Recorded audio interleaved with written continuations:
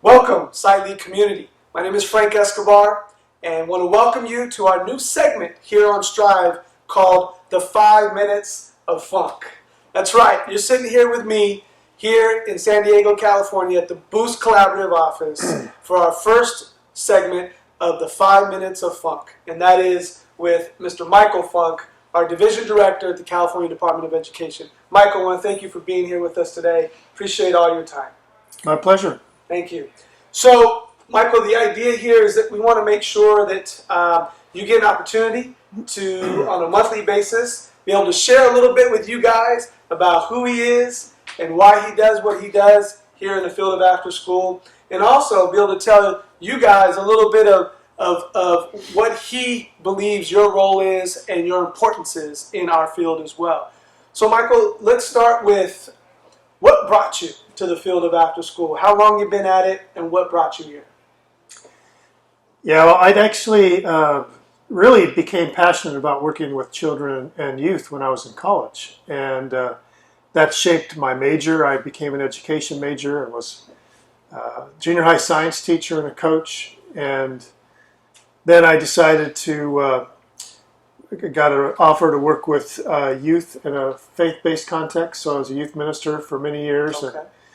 And, you know, a lot of different paths on the journey, but I specifically came to after school in the early 90s when myself and a couple folks had started a small nonprofit in San Francisco, and we didn't have any money. We had a group of kids that really needed some support and didn't have a lot of money, so we ended up going to their middle school and just volunteering to support them.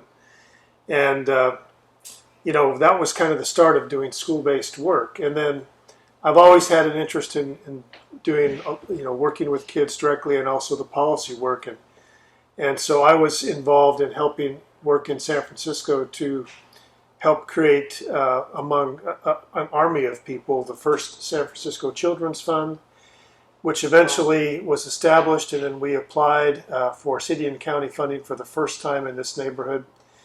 And long story short, in about 1996, San Francisco started the San Francisco Beacon Initiative, which is, in essence, turning a local school into a community center for intergenerational programs, adult programs, youth programs, and a core of that, of course, was after school.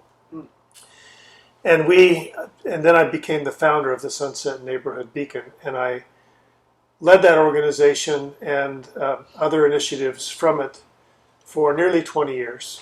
And 5 years ago, State Superintendent Torlakson asked me to come and lead a new division at the department, which was quite a leap of faith for me. But the chance to work with a great universe of people in California that care about after school. And I've said it many times, Frank, and you've heard me, but in my nearly 20 years in San Francisco, I knew for a fact that the most important hire that we made and the person that was the most influential in program quality and the experience of young people was the site lead, the site coordinator. And that's why I was thrilled when Frank asked me to come and just talk with all you on this Facebook page for a little bit. I wasn't too thrilled about the name, 5 Minutes of Funk, but I'm willing to work with it to have that chance, because when I moved to the California Department of Education, one of the things I greatly missed was that daily interaction with site coordinators and being part of the mix and really being so far removed. But I brought with it a passion to know that if the things that we do at either the school district level or the CBO level, you know, as a person who ran a community-based organization, we did a lot of our own professional development for site coordinators and a lot of things like that, but also a lot came from the school district. But just knowing that, you know, the charge for me by the superintendent was to make sure our statewide system was a system that led with quality, not compliance. Right. It's not that we don't do compliance, but lead with quality, and how do we really drive and support quality that's happening at the program level. And so we've just spent the day together today talking about some creative opportunities and some ideas And it was a real theme today that the things that we're doing need to ultimately make a difference in the daily work of a site coordinator. Right. Because we know that you're overstretched.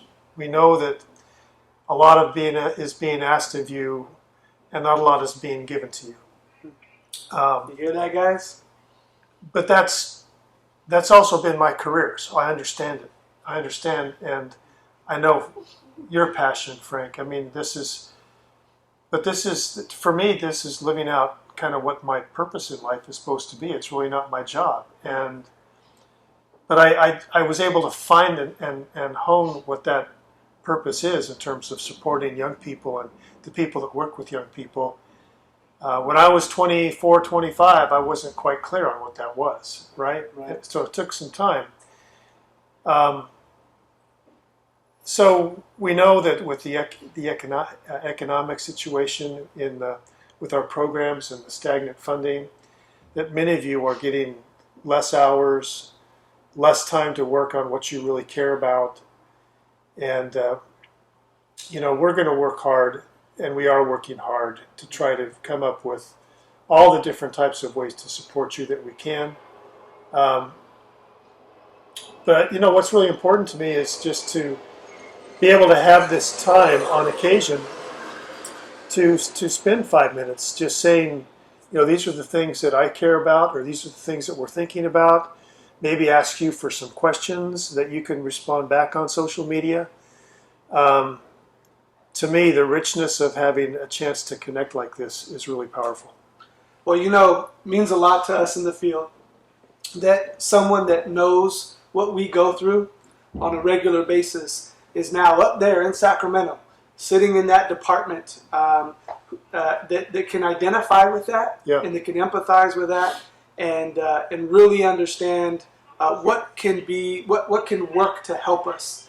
And with the work of our site leads here, and I mean, you just get it, and so that means so much to us.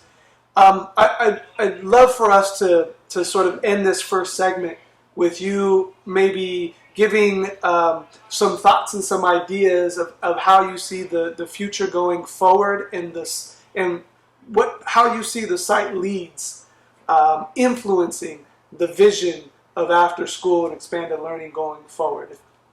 If you can do that for us. Well, there's a lot. I could go down several different paths with that question, but I think what's on my mind and what's on my heart, because we just spent a day talking about it, is how do we really help give you some really digestible ideas and some tools.